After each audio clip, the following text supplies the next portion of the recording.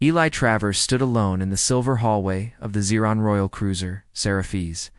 The walls shimmered like liquid metal. Everything smelled too clean, too perfect. He held a small cleaning drone in one hand and a rag in the other. His job was simple: clean, repair, stay quiet. The Xerans didn't speak to him unless they had to.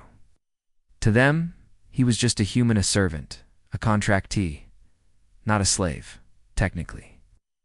He had signed papers to be here, but that didn't change how they looked at him, like a tool, like furniture.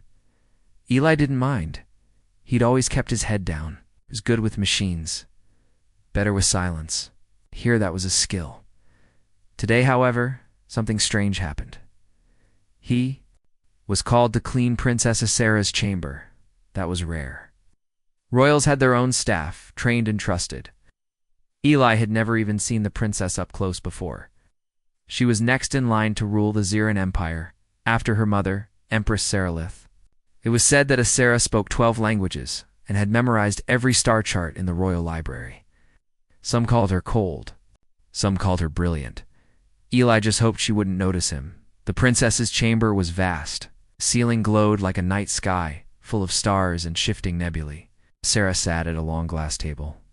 Crystals floated around her head, each one softly humming in a different pitch. She was talking to them more through them. Eli guessed they were translator crystals. Maybe for a meeting. She didn't look at him when he entered. That suited him just fine. He went to work quietly, cleaning the floors, checking the light panels, and fixing a glitchy air vent. He stayed. On the edge of the room, careful not to interrupt. Suddenly, the humming stopped. One of the crystals blinked red and dropped to the floor. Useless, Asera muttered. Frowning, Eli glanced over. The crystal lay at her feet, buzzing softly.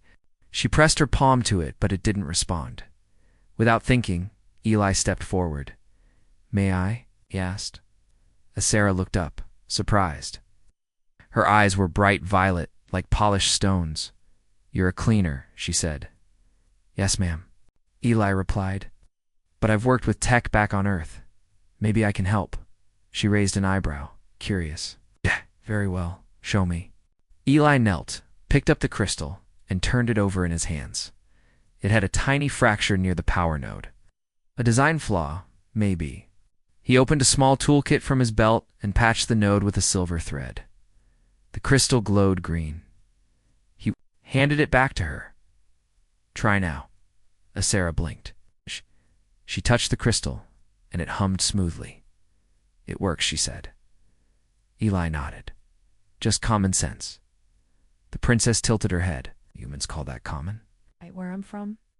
"Yeah, we fix things when they break. Nobody's coming to do it for us." She studied him for a moment, then gave a small smile. "Interesting." Eli returned to his work, feeling the heat in his ears. He didn't know what had just happened, but for the first time, someone aboard this ship had looked at him not like a tool but like a person. The next day, something even stranger happened. Eli received a message from the Control AI. By royal request, report to Princess Asera's chamber. Role: personal attendant. He thought it was a mistake, or a joke, but it wasn't. When he arrived, Asera greeted him with a nod. She wore a long, flowing robe that shimmered like starlight. "I want you to assist me during my diplomatic calls," she said. "You are quiet, efficient, and you see what others do not." Eli swallowed. "I'm not trained in diplomacy, princess. That's why I chose you," she replied. "I have enough advisors who only say what I want to hear." "Want someone who will tell the truth?" Didn't know what to say. From that day on, he began working beside her. At first, he just managed her tools, cleaned her crystal devices, arranged her schedules, made tea. But Asera kept asking questions. Why do humans build cities so close together? Why do you smile when you're in pain? Why does your planet have so many words for love? Eli tried his best to answer. He spoke simply, honestly. She listened closely. One day, she asked him to teach her a human game. He showed her chess. The princess took to it quickly. She was brilliant but predictable. Eli won the first match. "How did you beat me?" she asked, frowning. "You always choose the smartest move," Eli said. But humans, we sometimes choose the risky one. She smiled again. And this time, it wasn't small. I like that. As the days passed, word spread among the Zarin nobles. Whispers floated in the air. The human servant is always near the princess. She listens to him. He has her ear. Eli tried to ignore it. He didn't ask for this. He didn't want attention. But deep inside, a part of him long buried felt seen. One night, Sarah asked him to walk with her through the observation deck. Stars burned in the dark like cold fire. Below them, a blue planet spun. Slowly, a colony world, half human, half Zarin. "Do you like space, Eli?" she asked. He nodded. "It's beautiful and terrifying. Terrifying, because it's so big and we're so small." She looked at him. "Do you know why I started talking to you?" He shook his head. "Because you weren't trying to impress me. You weren't afraid to speak the truth. That is rare in my world." Eli said nothing. She continued, "My people believe humans are simple, primitive, but you are not. You adapt. You feel. You dream." He looked at her, unsure what to say. "Don't want to rule like my mother," Sarah whispered. "I want something new, and I think you can help me find it." He felt something stir in his chest. Not love, not yet, but something close, something dangerous. Because he was still. Just a servant, wasn't he? Eli Travers stood outside Princess Sarah's private meeting room, dressed in the same gray uniform he wore every day. Simple, clean, nothing royal about it. Yet the guards saluted him. That was new. He stepped inside quietly. The princess was seated on a floating platform, her legs crossed, a glowing map of the galaxy hovering around her. She was speaking with two high-ranking nobles through projection crystals. Their faces flickered in the air, full of pride and false smiles. Eli stood silently behind her, hands behind his back. He was not supposed to speak. He wasn't even meant to be in the room, but as Sarah had insisted. The meeting ended after a few tense words about alliances and trade disputes. As the crystals faded, Sarah sighed and slumped slightly, looking more human than royal for a moment. "They lie so easily," she said. "They fear losing power," Eli replied softly. Sarah turned to face him. "You were listening?" "I'll listen." "Better than I speak." A small smile touched her lips. "That's true." She stood and waved her hand. The map vanished. She walked over to a small table and picked up a wooden box. "I had this sent from Earth. It's a chess set. Your people's." "Game?" Eli raised his eyebrows.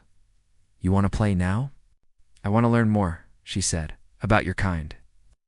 Eli sat across from her and began placing the pieces. "It's not just about war.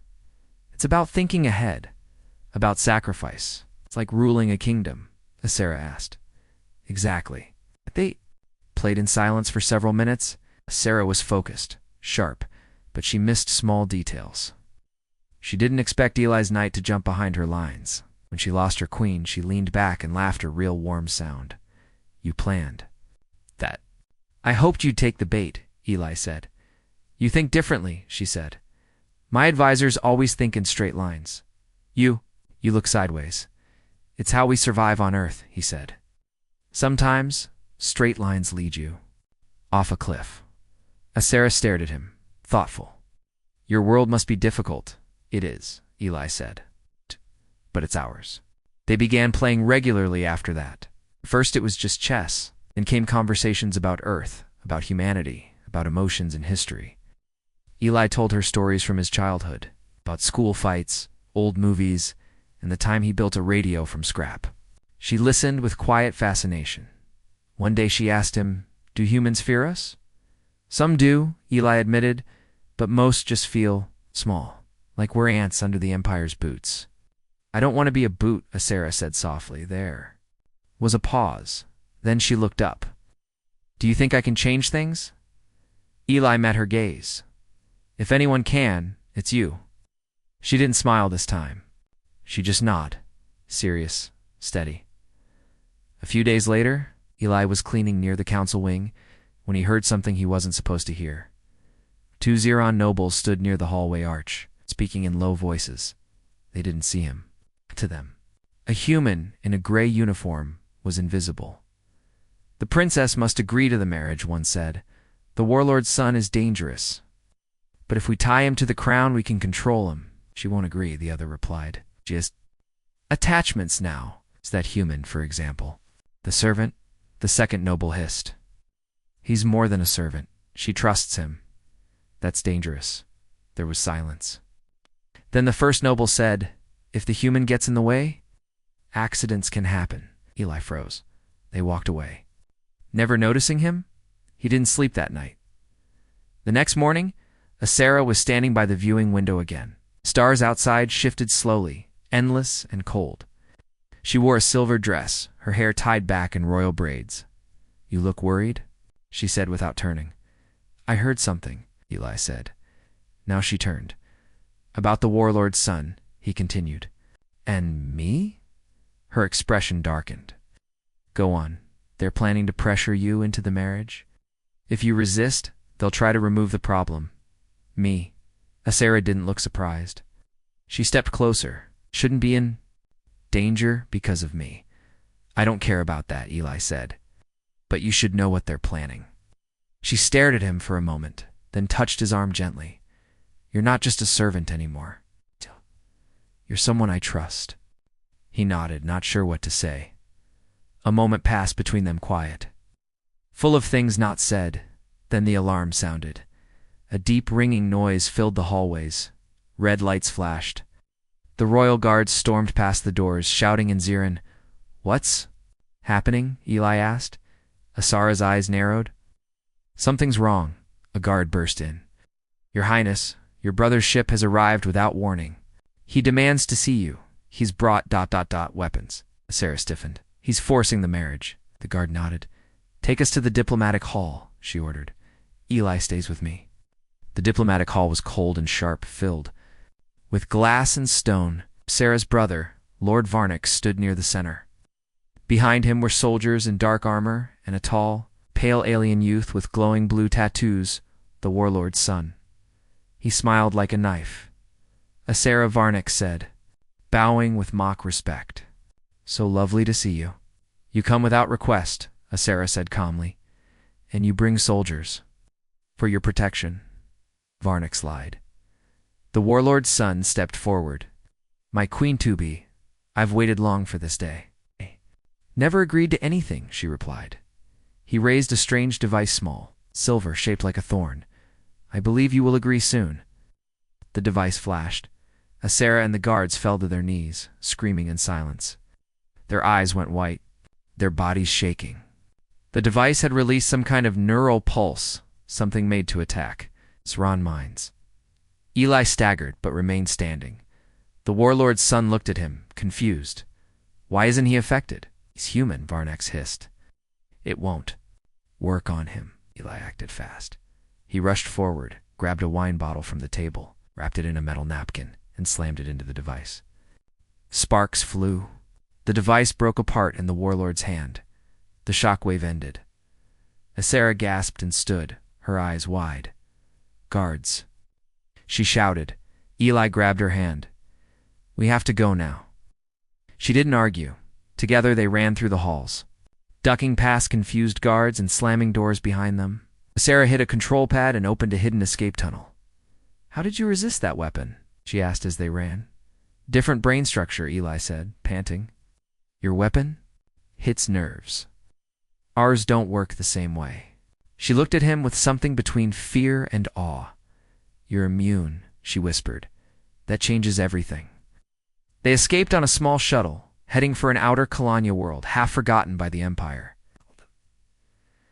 As the stars flew past, them, Sarah, sat in silence. Eli finally asked, "What now?" She looked at him, tired but fierce. "Now, we fight back." The stars rushed past the shuttle as it sped through deep space. Eli sat in the co-pilot seat, gripping the edge of the console, his knuckles white. Princess Sarah piloted the small ship with steady hands, her eyes sharp and focused. Behind them, the massive royal cruiser Seraphis shrank into the distance. They had escaped. For now, the ship's nav screen blinked red. "We're entering the outer zone," Sarah said. "What planet are we going to?" Eli asked. She looked at him. Pharaoh's 3. It's a mining colony. Half abandoned, half lawless. The Empire doesn't care about it anymore. Which means we can hide there. Great, Eli muttered. "I've always wanted to visit a space slum." Sarah gave him a tired smile. "You'll fit right in." Eli almost laughed. Almost. But the truth still hung heavy between them. He had saved her now. They were both fugitives. Pharaoh's the Third was nothing like the polished halls of the royal cruiser. As the shuttle landed on the cracked landing pad, Eli could already see broken towers and rusty platforms stretched across a rocky, wind-blown surface. The sky above was orange-gray, and lightning flickered in the distance. It looked like a storm. Never left this planet, they walked into the colony together. Sarah in a hooded cloak, Eli in his old servant uniform. They didn't talk much. The streets were filled with mercenaries, ex-miners, smugglers, and people who had nowhere else to go. A woman with a metal jaw offered them fresh rats, cooked or raw. A group of children with glowing eyes watched silently from the shadows. A robot missing one leg limped past, singing an old Earth song. "I'm guessing the royal family doesn't come here for vacation," Eli muttered. "No," Sarah replied. "But this place has something more valuable than comfort." What's "That freedom." They found shelter in an old mining building near the edge of the colony. Sarah used stolen royal credits to pay the owner, a scarred man named Drax, who didn't ask questions. For the next few days, they kept their heads down. Eli worked on fixing an old terminal in the back room, trying to access local broadcasts. Sarah studied maps of nearby systems, looking for allies, or at least places where her brother's influence was weak. One night, while eating a strange, salty stew, Sarah asked, "Do you regret coming with me?" Eli looked up. "No, do you?" "Regret bringing me?" She didn't answer right away. Then she said, "You could have stayed safe. You weren't part of this." "I was never safe," Eli replied. "Not really. Being ignored isn't the same as being free." Sarah nodded. She seemed to understand. Then her expression turned serious. "I've been thinking, maybe this wasn't just an escape. Maybe it's a beginning." "A beginning of what?" Eli asked. "A rebellion?" Eli blinked. "You're serious?" "Can't go back to the palace. Not while Varnex rules behind the curtain. My mother. She's weak now, controlled, and the council is full of cowards. But here, people listen. They fight. They survive. And you want to start a war? I want to start a change," she said. "And sometimes change begins with fire." Leaned back, watching her. The princess he had first met, cold, distant, untouchable, was gone. This Sarah was something new, something dangerous, something powerful, and Eli couldn't help but follow her. Days later, a transmission came through. On the old terminal, Eli managed to decrypt it. "It's from a rebel cell," he told her. "Human-led. They call themselves the Scattered. They've been striking Xeron supply lines for months. I think they want to meet." Sarah stood behind him, her voice calm. "Set it up." The meeting took place in the lower tunnels of the colony, where old mining machines slept like metal giants. The leader of the Scattered was a woman named Captain Rana Voss Short, muscular, with one cybernetic eye and a long scar across her temple. She didn't smile. "You're the runaway princess," she said, her voice flat. Sarah stood tall and, "You're a human outlaw." "You want something?" Rana said. "I want to help you," Sarah replied. Rana crossed her arms. "Why should we trust you? Your empire treats us like dirt. We bleed while you sit on golden chairs." "I'm not like them," Sarah said. Rana snorted. "They all say that." Eli stepped forward. "She's telling the truth. She's risked everything." Rana looked at him. "And you?" "What are you?" "Just a servant," Eli said. "But she listened to me. That's more than the rest of her kind ever did." Rana stared at him for a long time. Finally, she nodded. "You'll get one chance," she said. "One strike mission. Prove yourself." The target was a Zarin fuel depot orbiting a frozen moon. The scattered plan to steal supplies, and maybe blow up a few things along the way. Asera wanted to join the strike team. Rana refused. Your royalty, Rana growled. If you die, this ends. Eli spoke up. Then let me go. Rana looked at him. I've been on Zarin ships. I know how they think. I'm human. They won't expect me. Asera stepped forward. But he's not a soldier. But I'm not useless, Eli said. Let me do this. Asera hesitated. Then she placed her hand on his shoulder. Be careful. The mission was fast and brutal. Eli, Rana, and a small group of rebels used stolen clearance codes to sneak into the depot. Inside, they planted EMP charges and copied star charts from the mainframe. They wore masks, moved like shadows, but as they escaped, alarms blared. Someone tripped a sensor, Rana shouted. Guards poured in. A firefight broke out in the cold. Metal halls. Eli ducked behind cover, his heart pounding. Lasers cracked the air. He saw Rana shoot to guards with calm precision. Then one guard raised a rifle toward Eli. He froze. But before the shot, Fire-Drana tackled the guard. You owe me one, she growled. Eli nodded, breathless. I owe you too. They barely made it back to the shuttle. The depot exploded behind them as they flew away. A mushroom cloud of fire and light lit the stars. Eli sat in the corner of the shuttle, shaking from adrenaline. When they returned to Pharaoh's III, Asera was waiting. She ran to him, no royal. Calm this time, and threw her arms around him. You're alive, she whispered. Barely, Eli muttered. Next time you go, she laughed. Deal. Rana stepped forward. He did good. I knew. He would, Asera said. Rana gave a sharp nod. Then we'll work with you. But no crowns, no thrones. Fight together, or not at all. Sarah looked around at the rebels' humans, aliens, outcasts, and she nodded together. That night, Eli sat on the roof of the old shelter, staring at the stars. Asera joined him, carrying 2 cups of something warm and bitter. She handed him one. Thanks, he said. They sat in silence for a while. Then she said, You keep risking your life. You keep inspiring me too, he replied. A pause. Never thought I'd end up here, she whispered. On a dying planet, with a human servant, planning a rebellion. I never thought a princess would trust someone like me, Eli said. She looked at him, more than a servant. Now, he didn't answer, but inside, he knew something had changed. In both of them, and in the stars above, something was beginning. The rebel base on Pharaoh's III had changed in just a few weeks. The old rusty buildings had lights again. The tunnels echoed with voices, human, Zarin, and other alien races, all working together. It wasn't pretty, but it was alive, and princess. Asera stood at the center of it. She had traded her royal gowns for a dark jacket and leather boots. Her crown had been left behind, replaced by a communicator and a blaster on her hip. No one called her Your Highness anymore. They called her Commander. Eli saw her every day giving orders, training with fighters, planning missions. With Rana Voss and her rebel commanders, she worked without rest, like someone trying to outrun a shadow.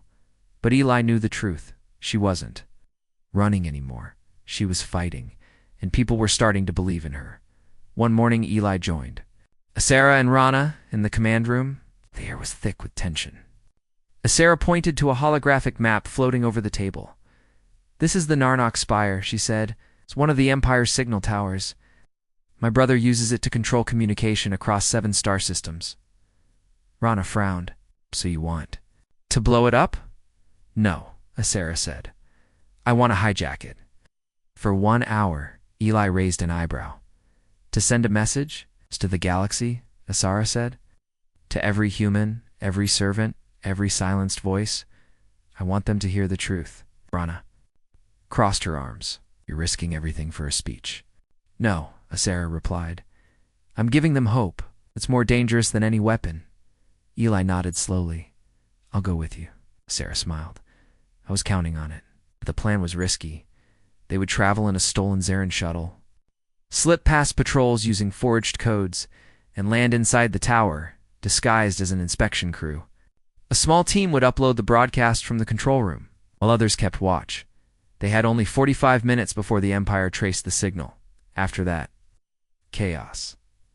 As the shuttle launched into space, Eli sat beside Sarah, checking his gear for the 10th time. "You nervous?" she asked. "A little," he admitted. "Not about the mission, about what comes after." She looked at him. "If we succeed, we won't be hiding anymore. And if we fail, then we go down fighting." He smiled faintly. Sounds like something a human would say. Sarah leaned closer. "You're rubbing off on me." They reached the tower without trouble. The spire was a tall black structure floating above a red gas giant. Its surface glowed with blue lights like veins under skin. The stolen shuttle landed in the lower dock without alarms. The team split into two groups. Soraya, Eli, and a tech specialist named Bren moved toward the control center. Rana and her fighters held the docking bay. Inside, the tower felt sterile, and silent cold air hummed through the metal halls. Every door had scanners. Every corner had cameras. But as Sarah walked, it's like she belonged there. She still knew how to wear her old mask. They reached the broadcast room without raising suspicion. Bren plugged into the console and began working quickly. "I need 8 minutes," he said, "maybe less." Eli stood by the door, watching. Sarah paced behind Bren, rehearsing her message in her mind. Then footsteps echoed in the hall. "A Ziran patrol. Get ready," Eli whispered. 3 guards entered. Their eyes scanned the room and landed on Eli. "Identification," one ordered. Eli stepped forward, calm. "Routine inspection. Level 6 protocol." The guards frowned. "There's no inspection scheduled. New orders from High Command," Sarah said, stepping in. "Code 471C. She held up a forged ID. The lead guard stared at her, then bowed slightly. "Forgive us. We were not informed." She nodded. "Move along." The guards turned and left. Eli let out a breath. "Nice save." "I was trained to lie well," Asara said. Bren grinned. "Upload complete. We're live in 30 seconds. The holocameras blinked on. Sarah stood before them, shoulders straight, eyes bright. "This is Princess Sarah of the Ziran Empire," she said, her voice calm and clear. "I speak not as a ruler, but as a witness." Across 7 star systems, screens flickered. In homes, ships, and labor camps, people looked up in shock.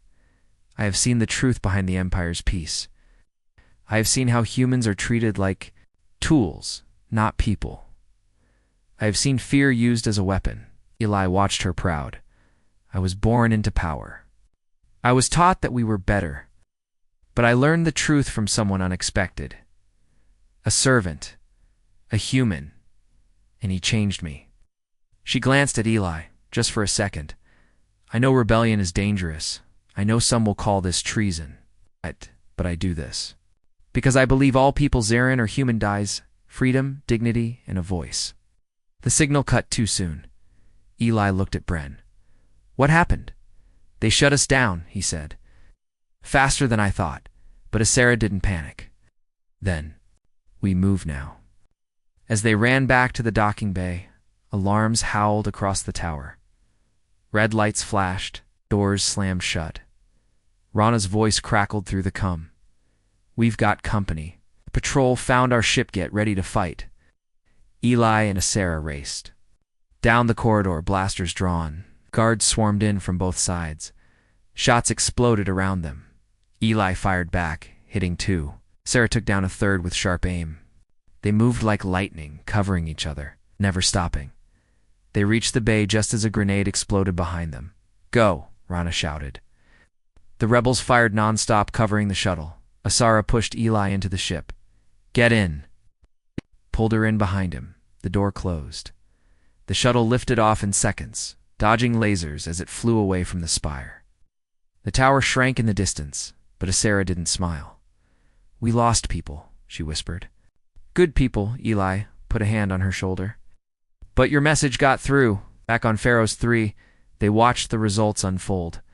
Messages poured in from across the galaxy. Human workers were refusing orders. Some Zaran soldiers were defecting. Small riots had started. People were talking. A spark had been lit, but with it came fire. Asera's brother, Renex, issued a galaxy-wide bounty on her head. Her face appeared on every Imperial screen. Wanted for treason. One evening, Eli found Asera standing alone, near the old landing pad, staring at the sky. Wind blew her hair across her face. He walked up beside her. "You okay?" "I don't know," she said. She paused, then looked at him. "Eli, I never asked, why do you fight? You could have walked away so many times, but you didn't." Eli thought for a moment. "I think it's because you saw me," he said. "Not as a tool, not as a background, but as a person. You were always a person. Yeah, but you treated me like one." She turned to face him fully. Her voice was soft. "You were never just a servant, Eli." He met her eyes. "I know." A moment passed between them, quiet, real. Then the alert rang again. A new message. A fleet was moving toward Pharaoh's III, led by Lord Varnex himself. War had come. The night before the battle, Pharaoh's III was silent. No machines, no shouting. Just the wind blowing over cracked ground and broken towers. In the rebel base, everyone prepared for war. Some checked weapons, some prayed, but others sat quietly thinking about the people they might not see again. Eli stood alone on the roof, looking at the stars. His heart beat fast, but his hands were steady. Tomorrow, everything would change. Footsteps approached behind him. It was Asara. She wore her battle armor, black and silver, with a red sash over her chest. A small symbol had been carved onto the armor's shoulder, not the royal crest, but a rising flame, the symbol of the rebellion. "You should sleep," she said softly. "I tried," Eli replied. "Didn't work." She stood beside him. "I'm scared too," looked at her. "You don't look scared." "I learned to hide it."